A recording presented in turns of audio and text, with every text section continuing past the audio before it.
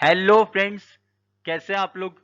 आज हम डिस्कस करेंगे बिजनेस स्टडीज का चैप्टर नंबर 2 जो कि है principles of management class 12th का, जो कि इसी वाले टर्म के लिए आप लोगों के 2021-22 बोर्ड एग्जामिनेशन जो होंगे आप लोगों के एमसीक्यू बेस्ड एग्जामिनेशन, उसके अकॉर्डिंग मैंने ये सेशन बनाया है। इससे पिछला सेशन जो था हमारा यानी कि nature and significance of management chapter 1 का, उसका लिंक मैंने नीचे डिस्क्रिप्शन में दे दिया है। अगर आप लोगों ने नहीं देखा तो आप लोग वो जाके देख सकते हो। जो आज का हमारा टॉपिक रहने वाला है वो है प्रिंसिपल्स ऑफ मैनेजमेंट, फ्योल और टेलर के दोनों के प्रिंसिपल्स एक ही बार में अच्छे से करा दूंगा, कहीं और से पढ़ने की जरूरत नहीं पड़ेगी। So my name is search Thapar and let's start.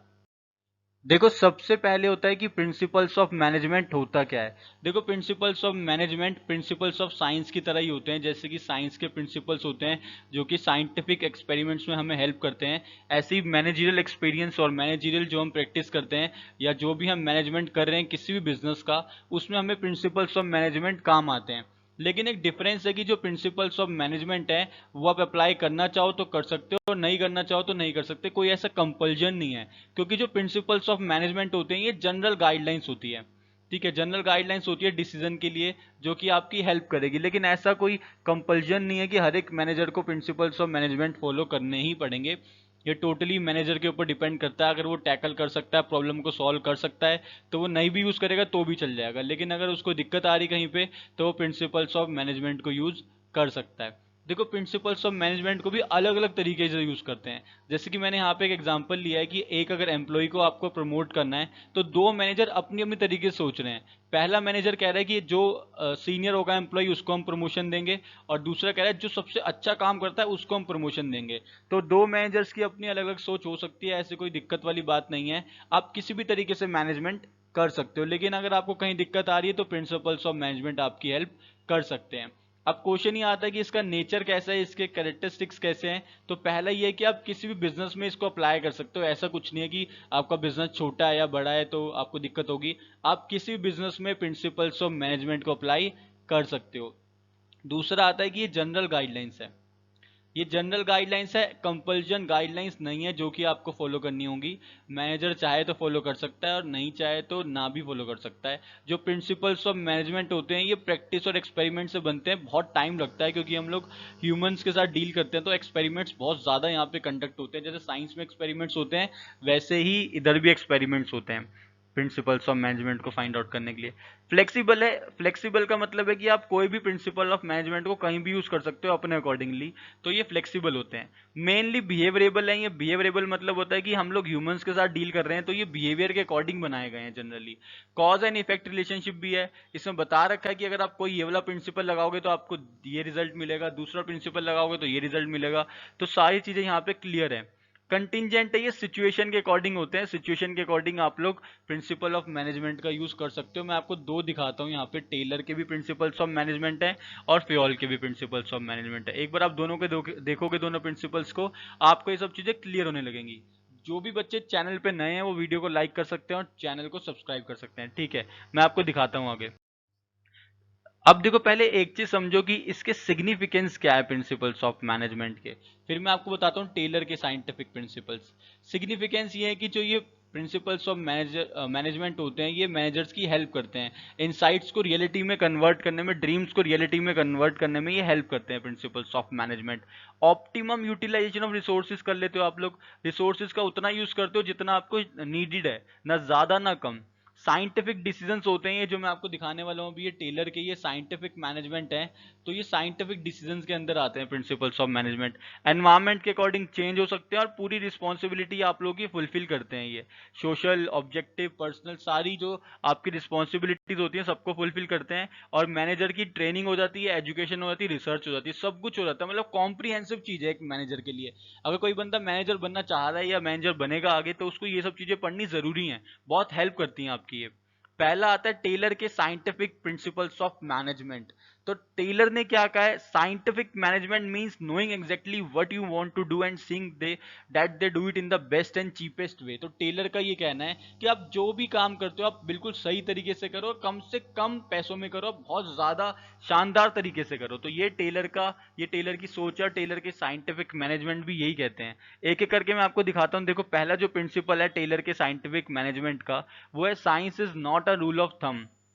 Science कोई रूल ऑफ थंब नहीं है कि आपने आज जो बोल दिया वो जिंदगी भर रहेगा। आप देखो कितना ज्यादा टेक्नोलॉजी में चेंजेस आते हैं, डेली ही टेक्नोलॉजी में चेंजेस आ रहे हैं। तो अगर आप भी बोलोगे कि टेक्नोलॉजी में आज अंगूठा लगा के बोल दिया कि इससे बढ़िया फोन या इससे बढ़िया मशीन नहीं बन सकती, तो ये गलत चीज है, ऐसा कभी भी नहीं होगा। टेक्नोलॉजी डेली अपडेट हो रही है, नई नई चीजें आती रहती हैं। तो ये पहले ही हमें टेलर बता के गए थे कि ऐसा नहीं कि अगर आप किसी चीज से या किसी भी पर्टिकुलर मशीन से आप आज प्रोडक्शन कर रहे हो तो आज से 10 साल बाद भी आप उसी चीज से करोगे, आपको चेंज करनी पड़ेगी मशीन वगैरह।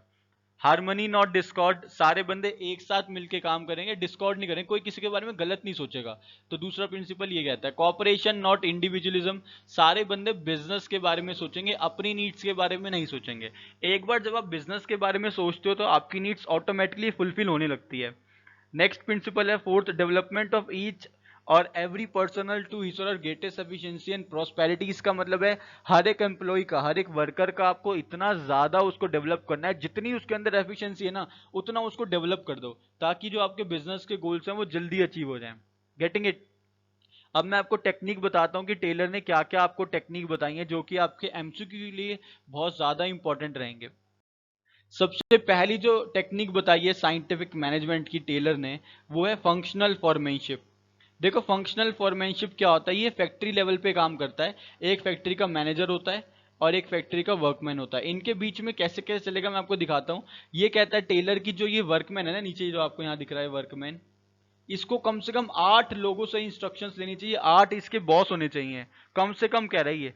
तो इसने क्या किया, इसने 2 पार्ट में डिवाइड कर दिया। फैक्ट्री मैनेजर के नीचे 2 बंदे काम करेंगे, प्लानिंग मैनेजर और प्रोडक्शन मैनेजर। प्लानिंग मैनेजर में कौन कौन सी टीम आएगी, instruction card clerk, route clerk, time and cost clerk, disciplinarian.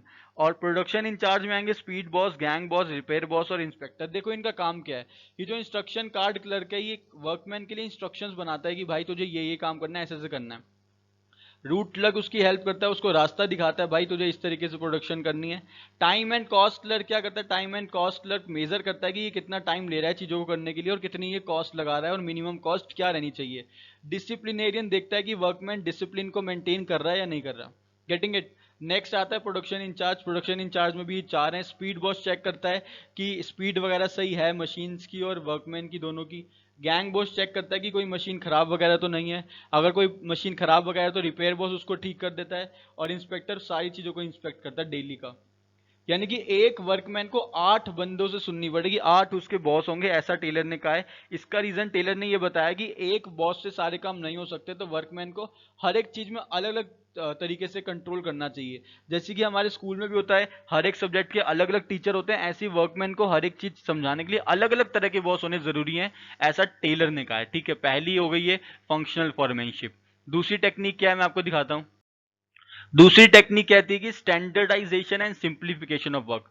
आप हर चीज को प्रोड्यूस करने के लिए एक स्टैंडर्ड बना दो, एक एक्टिविटी बना दो कि सबसे पहले हम ये वाला काम करेंगे, फिर ये वाला काम करेंगे, और काम को सिंप्लीफाई कर दो। किसी भी तरीके से काम को मुश्किल नहीं करना, इजी करना, जितना इजी कर सकते हो उतना कर दो। Getting it? देखो सिंप्लीफिकेशन ऑफ वर्क का मतलब ये होता है कि कोई अगर अननेसेसरी आप काम कर रहे हो तो उसको मत करो आप।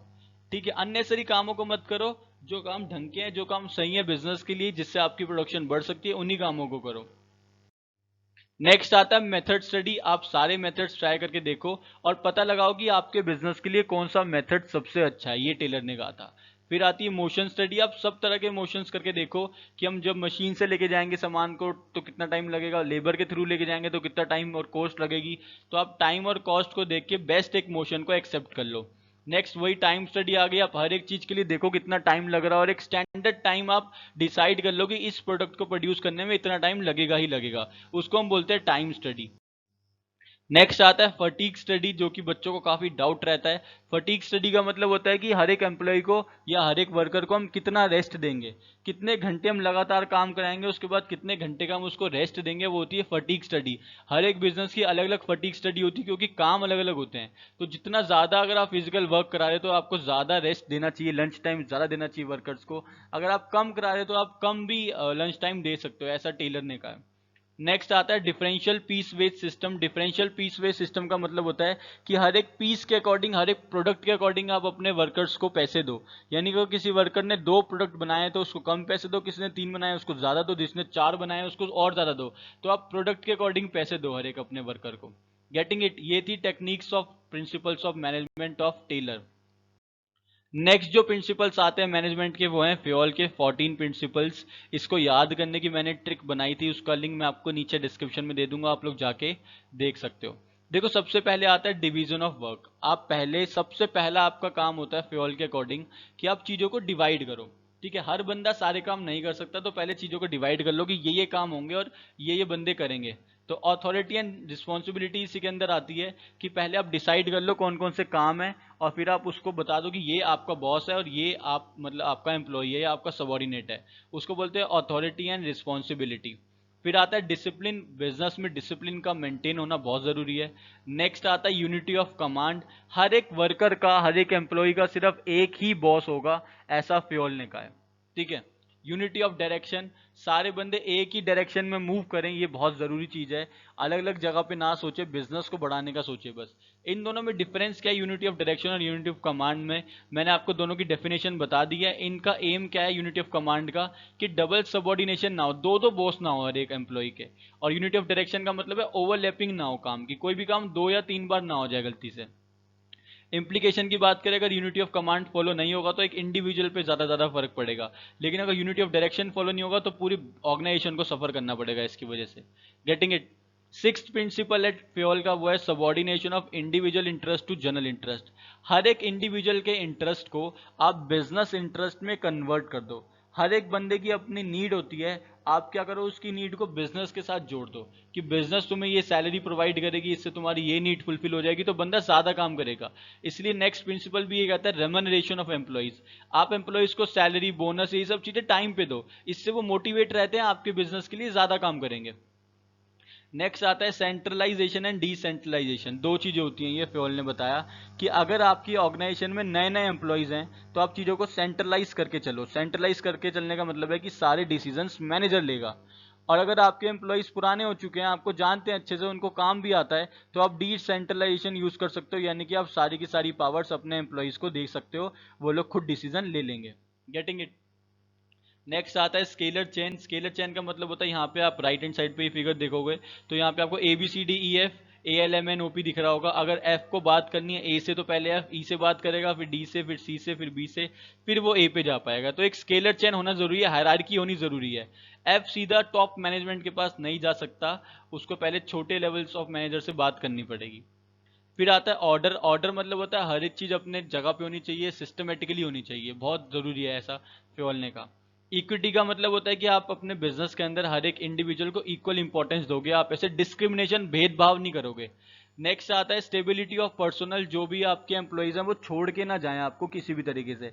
आप उनको सैलरी दो, बोनस दो टाइम पे, उनको अच्छा एनवायरनमेंट दो, उनसे प्रोडक्शन करवाओ, उनसे काम कराओ, ताकि वो आपके लिए जुड़े रहें आपके बिजनेस से। ये बहुत जरूरी है, अगर छोड़ के जाते हैं एम्प्लॉइज तो बहुत दिक्कत हो जाती है एक बिजनेस को। उसके बाद आता है इनिशिएटिव। आप मैनेजर हो तो आपको नए नए इनिशिएटिव्स लेना जरूरी है।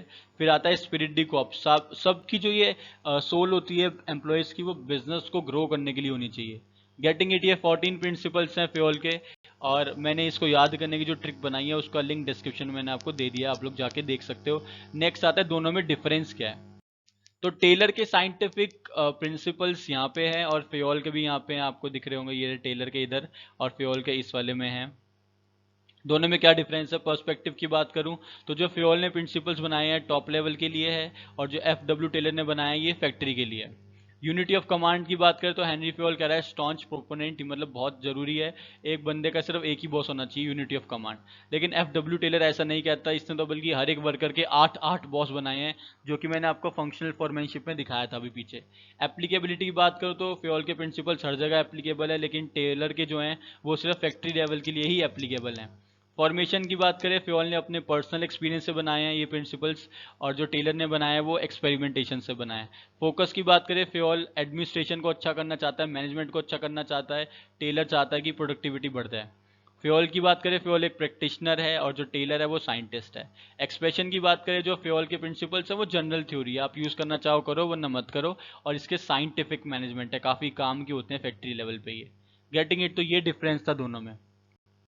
आई होप आप लोगों को चैप्टर समझ आ गया है। अगर आप लोग चैप्टर 1 की रिवीजन करना चाहते हो तो उसका लिंक डिस्क्रिप्शन में है, बाकी चैप्टर्स मैं आपको धीरे धीरे प्रोवाइड कर दूंगा। अगर आप लोग चैनल पे नए हो तो आप लोग चैनल को सब्सक्राइब कर सकते हो और साथ में लगे बेल आइकन को प्रेस कर सकते हो, ताकि लेटेस्ट वीडियोस और अपडेट्स आप लोग को सबसे पहले मिलती रहें। Thank you.